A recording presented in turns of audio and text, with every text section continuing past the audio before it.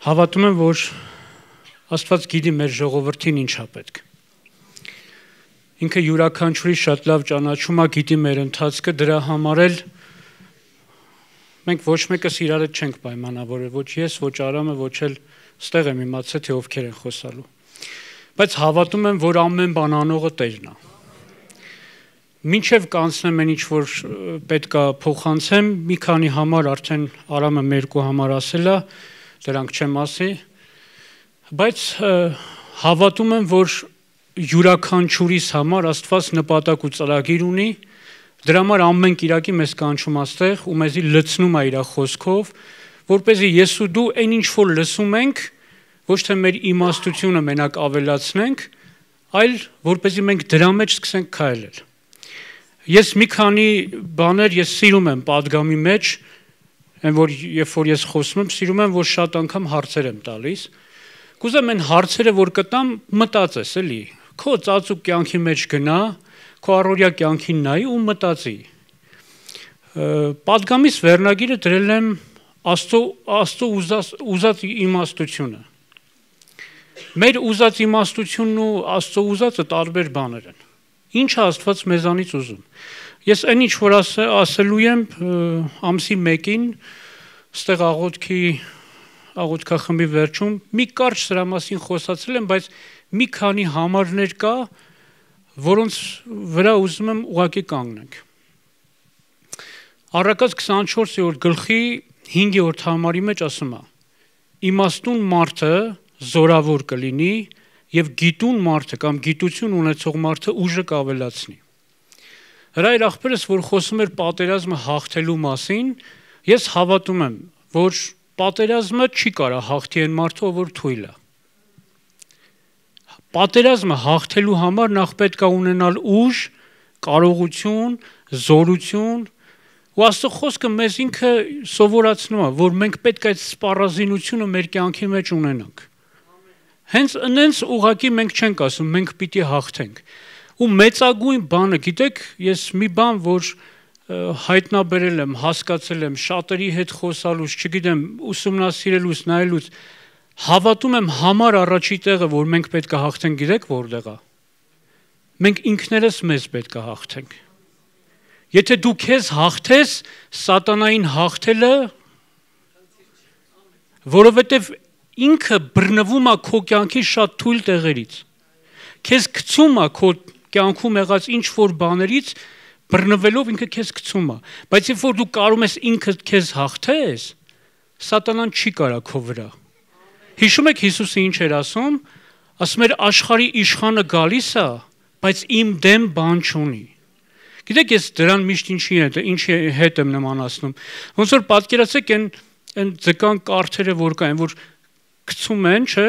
սատանան սենց ուզում է գցի, որպեսզի ինչ որ բանից մեր կյանքի մեջ բռնվի, որպեսզի քաշի։ Գիտեք, եթե դու չունես, միշտ սենց պլստալու է, էլի սենց գցելու է, չի կարալու բռնի։ Որովհետև դու քո կյանքում շատ բաներ արդեն հաղթել ես։ Ու ինքը չունի մի տեղ, որից բռնվի, որ կարող է քեզ քաշի ու գցի դրա մեջ։ Աստծո խոսքն ասում է իմաստուն մարդը զորավոր կլինի։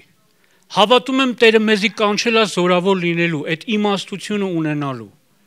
Ու ասում է գիտուն մարդը իր ուժը կավելացնի։ Ոչ թե այդ կավելացնին շարունակական բանի մասին է խոսում։ Եթե ուզում ես, որ քո ուժը ավելի լինի, օրինակ առակացում ասում է հենց նույն 24-րդ գլխի մեջ, ասում է եթե նեղության օրը թուլացար, ուրեմն ուժդ քիչ է եղել։ Այսինքն այն ժամանակը, որ պետք է լցվեիր Աստծո, որպեսզի կարողանայիր հաղթեիր, նեղությունը եկել է ու դու չես կարող հաղթես, ուրեմն ժամանակին չես լցվել։ Հիմա ես 4 կետի մասին եմ ուզում խոսամ։ Առաջի կետը Արամը ասեց։ Ինքը Սաղմոս 53-ի 2-ը ասեց, այդ նույն համարը գրած է 14-րդ գլխի 2-րդ համարի մեջ։ Տերը երկնքից նայում է մարդկանց որդիների վրա, որպեսզի տեսնի կա արդյոք իմաստուն մեկը, որ իր երեսը փնտրի։ Ստեղ ուզում եմ հարց տամ։ Մտածենք իրար հետ։ Քո առօրյա կյանքի մեջ ինչն ես ավելի շատ փնտրում։ Ինչ ես ուզում։ Ում ես փնտրում, ինչն է քեզ հագեցնում։ Գիտեք, եթե քո փնտրտուքների գերակշռող մասը Տերը չի, այդ պատերազմի դաշտում չես կարող հաղթես։ Որովհետև մենք Աստծուն ունենալով է, որ շատ բաներ հաղթելու ենք։ Ասում է, արդարի նեղությունները շատ են, բայց Տերը իրան այդ նեղություններից հանելու է։ Բայց գիտեք, եթե մենք այդ բաժին, նայեք, ես մեկ որ կարդում եմ Աստծո խոսքը, չգիտեմ, երևի դուք էլ եք այտենց, պատկերավոր ես նայում եմ։ Հիմա նայեք, ասում է, Տերը երկնքից նայում է մարդկանց որդիների մեջ, որպեսզի տեսնի կա արդյոք իմաստուն մեկը, որ իր երեսը փնտրի։ Սրա հիման վրա մի հատ համար եմ ուզում կարդանք իրար հետ։ Շատ ծանոթելի տեղ, Երեմիայի մարգարեության մեջ 29-րդ գլխում 11-12-րդ համարները։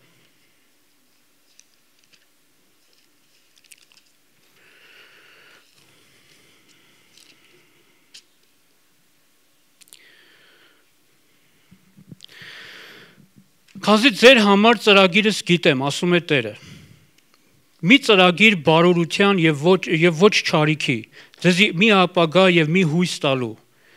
Դուք ինձ պիտի կանչեք եւ պիտի գնաք եւ ինձի աղոթք պիտի անեք եւ ձեզ պիտի լսեմ։ Ինձ պիտի փնտրեք եւ պիտի գտնեք, որովհետեւ ձեր բոլոր սրտով պիտի խնդրեք ինձ եւ ես ձեզ պիտի երևամ, ասում է Տերը։ Ձեր գերությունից ձեզ պիտի դարձնեմ ու ձեզ պիտի հավաքեմ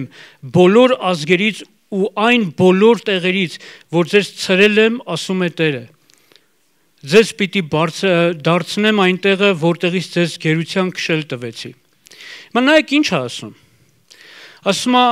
ինձ պիտի փնտրեք ու պիտի գտնեք, որովհետև ձեր բոլոր սրտով պիտի փնտրեք ինձ, բոլոր սրտով պիտի կանչեք։ Հիմա Աստված, գիտեք, ցանկացած իրավիճակի մեջ իրավիճակը եկել է։ Ես միշտ ամեն անգամ, երբ որ այս ծավի բան է գալիս մեջս, ես հիշում եմ այն պատերազմի ժամանակը մարդիկ ոնց էին փնտրում Աստծուն։ Գիտեք, ինչ, չգիտեմ, Աստված մեզ նեղության մեջ պայի, որ փնտրենք միշտ իրան։ Աստված ինքը ուզում է մեզ տենա մի հատ դիրքի մեջ, որ մենք ունենք այդ իմաստություն ու ամեն իրավիճակի մեջ կանչում ենք իրան ու փնտրում ենք իրան։ Այն որ ես ասացի, ինքդ քեզ մի հատ քննի, ինչ ես փնտրում։ Ինչն է քեզ ուրախացնում քո առօրյա կյանքի մեջ։ Այն որ առավոտը արթնանում ենք, մենք մեր աչքերը բացում ենք, առաջի բանը ինչ է գալի քո մեջ, ինչ ես ուզում։ Ինչ ես ուզում, որ այդ օրվա մեջ քո հետ կատարվի, չգիտեմ, ինչ լինի քո հետ։ Ես ուզում եմ քեզ մի բան ասեմ։ Մեծագույն բան է այս երկրի վրա, որ պետք է մեր հետ պատահի, դա իր այդ հանդիպումն է։ Երբ որ դու այս հանդիպումը քո կյանքի մեջ չունես, ուզում եմ ուղիղ ասեմ, ուրեմն իմաստություն չունես։ Փնտրի իրան, որպես այդ հանդիպումը քո կյանքում տեղի ունենա։ Երբ որ այս իմաստությունը ունես, դու գալիս ես ամեն անգամ, ես երեք իմ երեխեքին էի ասում։ Երբ որ դու ամեն օր քո աղոթքի սենյակ ունես, չգիտեմ, աղոթում ես, կարդում ես, դու չգիտես այդ օրերից որ օրվա մեջ է Տերը որոշ է քեզ այցելի։ Երբ որ դու դադարում ես աղոթել իրան ու փնտրել, դու կորցնում ես այն բաժինը, որ Տերը ուներ քո համար։ Տերը նայում է երկնքից մարդկանց որդիների մեջ, որպեսզի տեսնի կա արդյոք իմաստուն մեկը, որ իր երեսը փնտրի։ Ես հավատում եմ մեզի Տերը կանչել է այս իմաստությունը ունենալու համար, որտեղ ամեն բան ես հավատում եմ այդից է սկսում։ Երբ որ հանդիպում է լինում, մի հատ նայեք Աստծո խոսքից յուրաքանչյուր Աստծո մարդու կյանքին, յուրաքանչյուր ամեն մեկի համար ուղիղ գծով, sense կարմիր գծով նշված է, երբ որ հանդիպեց Տիրոջը, դրանից հետո իր կյանքը այլ եղավ։ Մովսեսը մինչև Աստծուն հանդիպելը մտածում էր ինքը իր ուժով, կարողությունով, գիտությունով, խելացիությունով, զորությունով պետք է ազատեր, բայց ինքը անհաջողության մատնվեց։ Երբ իր կյանքում եղավ այդ ազատությունը, երբ որ նախ հանդիպեց Տիրոջը։ Այդ իր 40 տարվա փնտրտուքների մեջ, երբ որ ինքը գտավ Տիրոջը, իրավիճակները սկսեցին փոխվել։ Մենք պետք է նայենք մեր կյանքին, ինչպես ենք մենք փնտրում Տիրոջը։ Գիտեք, Տիրոջը փնտրել էլ կա։ Այն որ գալիս է իրիկունը սենց հոգնած, որոշել ենք դեսօր չենք աղոթե, գոնե աղոթենք հանկարծ գիշերը Տերը գա էլի։ Ժողովուրդ էդի փնտրել չի։ Էդի ուղակի, չգիտեմ, ինքդ քեզ հանգստացնելու համար, փորձանքից բրցնելու համար, էլի։ Բայց երբ որ դու ուզում ես հանդիպես Տիրոջը, ունեցի քո հատուկ ժամը, ջերմեռանդ կանչելու Տիրոջը,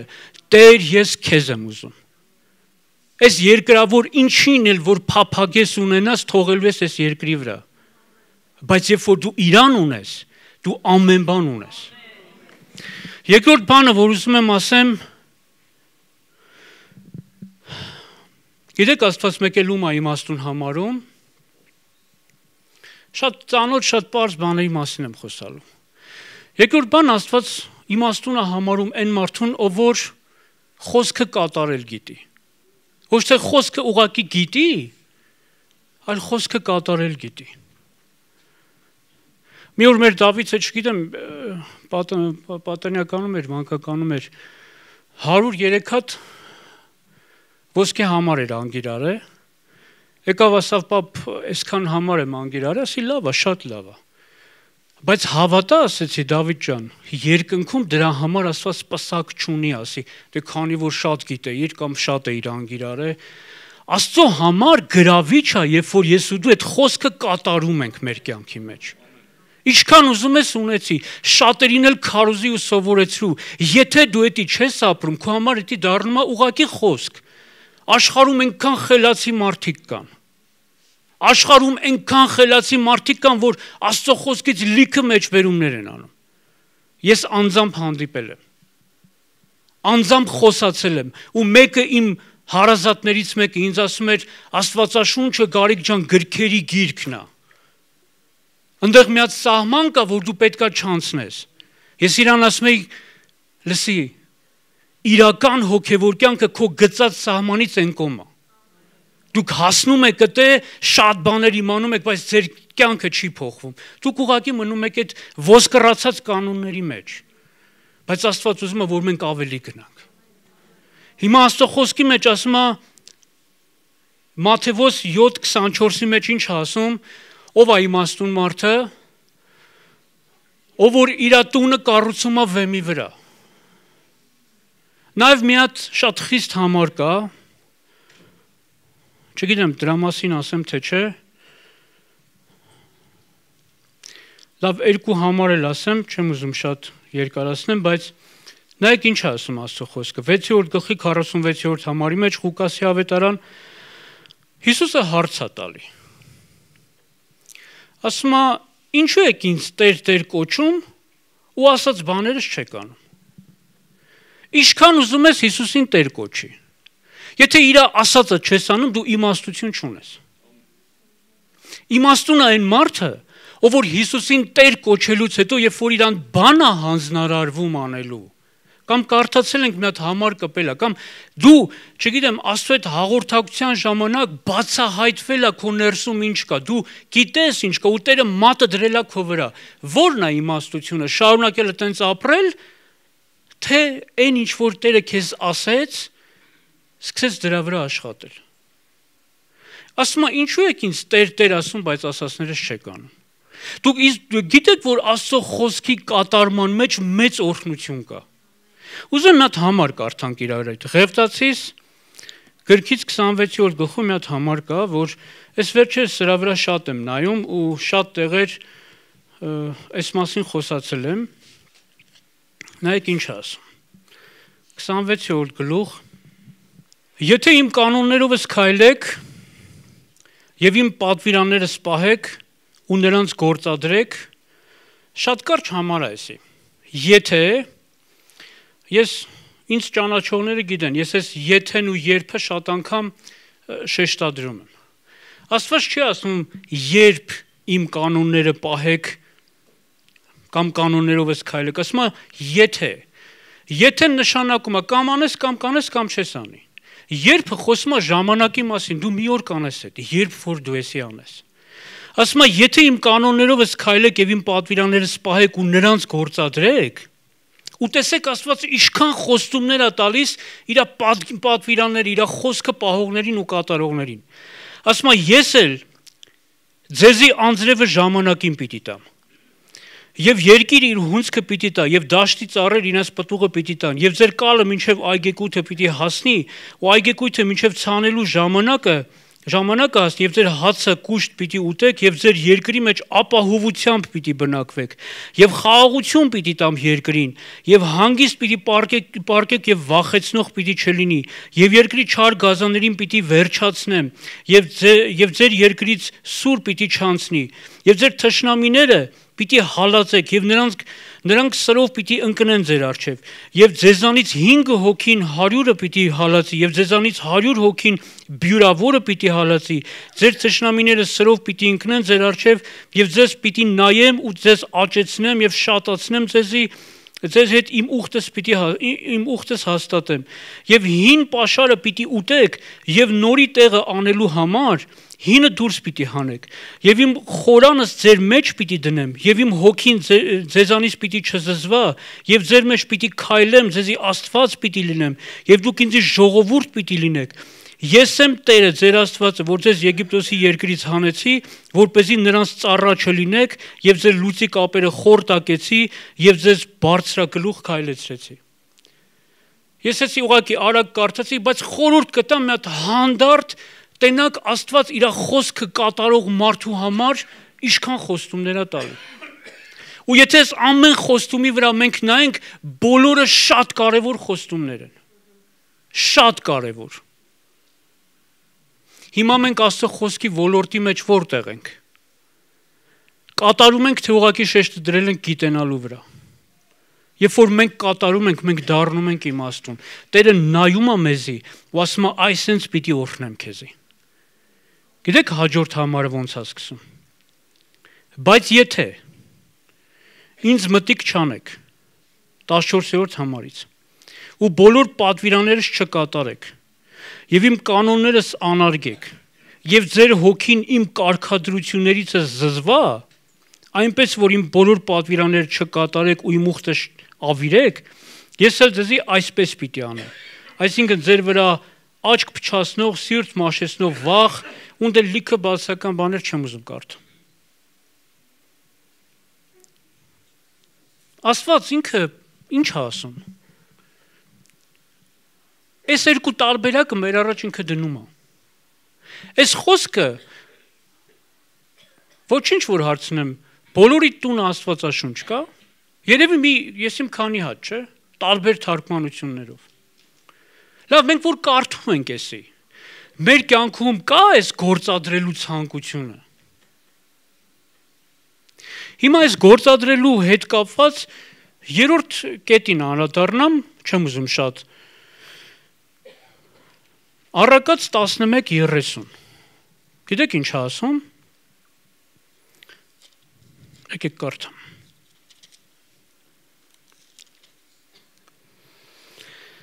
Արդարի պտուղը կյանքի ծառ է եւ հոգիներ վաստակողը իմաստուն է։ Կամ հոգիներ շահողը իմաստուն է։ Մեր մեջ իմաստուն մարդ կա այս ոլորտի մեջ։ Մենք գնում ենք հոգիներ շահելու հետևից։ Աստված հոգիներ շահող մարդուն ասում է դու իմաստուն ես։ Այն որ իմ պատվիրանը կատարում ես, դու իմաստուն ես, դու այդպես իմ այն որ ես քեզ հանձնարարել եմ, գնացեք ավետարանը քարոզեք։ Հրայր աղբերը որ ասում էր պատերազմ է։ Ես համաձայն եմ որ պատերազմ է։ Ու պատերազմի համար Տերը այդ իմաստությունը տվել է մեզի հաղթելու։ Գիտեք, չէ, ամեն պատերազմ չի, որ պարտադիր, չգիտեմ, ես ինչ քանակությամբ զենք զինամթերք ես ինչեր ունենա։ Երբ որ մարդը իմաստություն ունի, իմաստությունը այդ բոլոր զենքերից զորավոր է։ Ու Տերը այդ իմաստությունը դրել է մեր մեջ իր հոգու միջոցով։ Հիմա ասում է հոգիներ շահողը իմաստուն է։ Այսօր արդեն ապրիլի 6-ն է։ Այս տարվա սկզբից մինչև այսօր։ Ինձ մի պատասխանեք։ Քանի հոգու հետ եք խոսացել Հիսուսի մասին։ Փորձել եք ինչ-որ մեկին շահեք Քրիստոսի համար։ Ասում է հոգիներ շահողը իմաստուն է։ Տերը ուզում է, որ ես ու դու այդ ոլորտի մեջ լինենք։ Վերջի բանը ասեմ, Էլի առակաց 15:20-ից։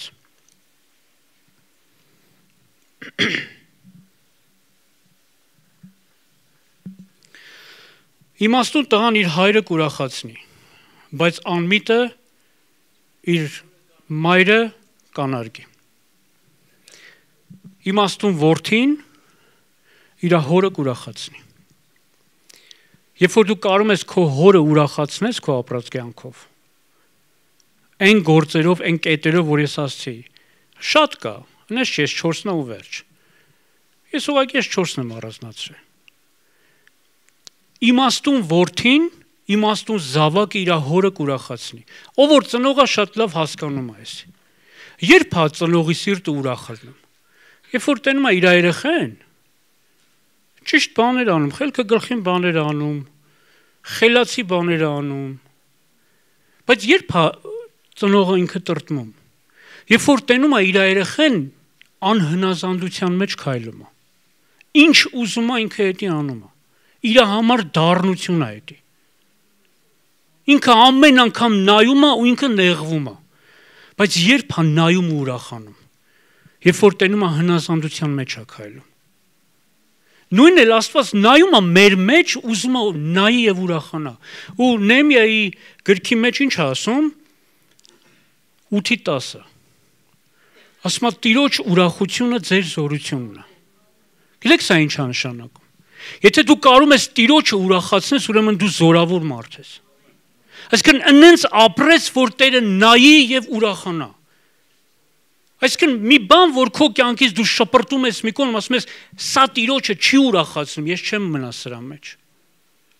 Այլ հակառակը ապրում ես մի դիրքի մեջ, որ Տերը նայում է, ուրախանում, ասում է, ուզում եմ, որ իր նման շատ լինեն։ Օրինակ հիշում եք Հիսուսը ինքը դեռ ոչ մի բան չէր արել։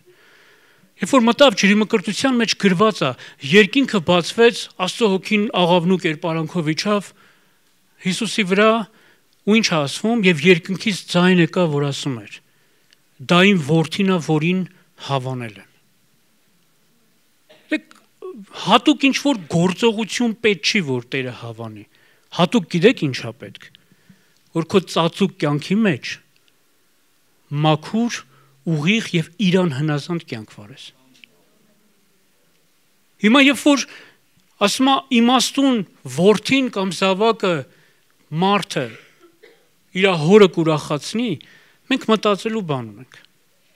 Արդյոք մենք գնում ենք այդ ճանապարհով։ Եթե մենք մինչև այսօր, չգիտեմ, չենք կարող մեր կողքինին տանենք։ Որ հրայրախբերն ասում է կողքինիդ նայի, մեծամասամբ մենք գալիս ենք նստում ենք այն մարդկանց կողքում, այդ մոտիկ ենք, չգիտեմ ես ինչ ենք, մեր հարազատներն են, մեր ընտանիքն է, բայց ժողովուրդ մեկ-մեկ էլ հետ նայի, ով կա։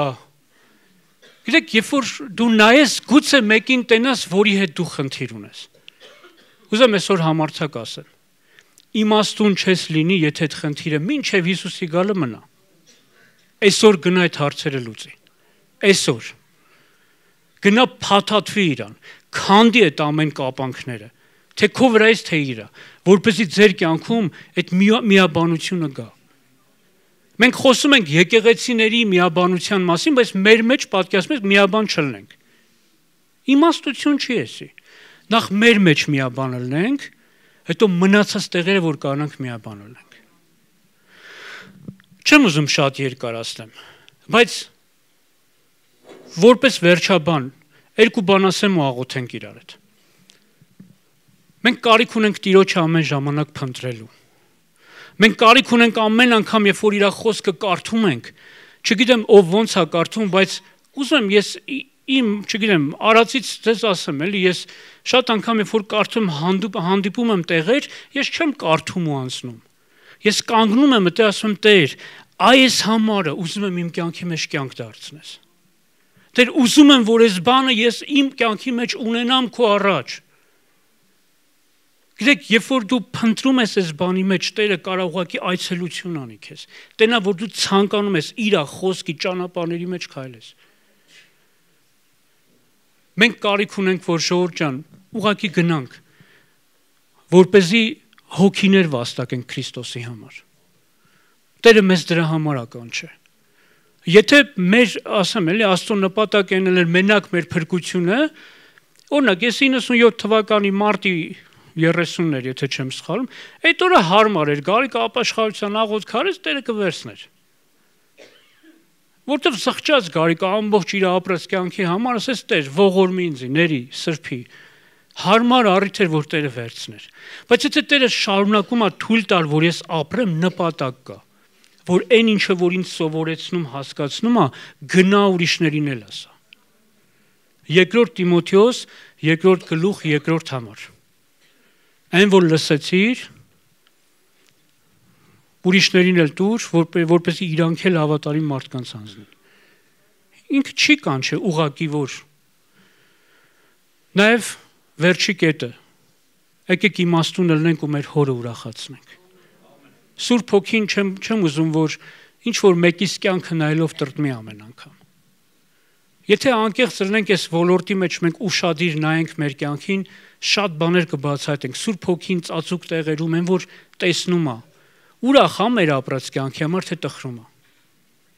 Եթե մենք Սուրբ Հոգուն տրտմություն ենք պատճառում, այսօր կարիք ունենք գնալու ապաշխարելու, դառնալու իրան։ Թող Տերը առատապես